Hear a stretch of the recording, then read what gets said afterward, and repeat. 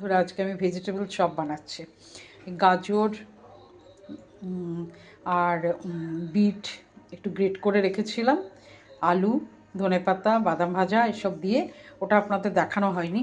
এই পুরটা এখনও আছে অবশ্য কিছুটা। এই দেখুন, এই পুরটা বানিয়েছিলাম।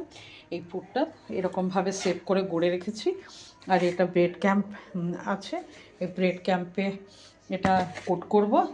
আর এটা দেখুন, এটা কর্নফ্লাওয়ার একটু নিয়েছি, বেসন আর ময়দা দিয়ে এটা গুলে রেখেছি। এটাতে ডুবিয়ে এটা কোট করব। এটা এইভাবে, এই দেখুন, এটা এইভাবে, এটা এইভাবে কোট, দেখুন, এটা এইভাবে কোটটা করা হবে।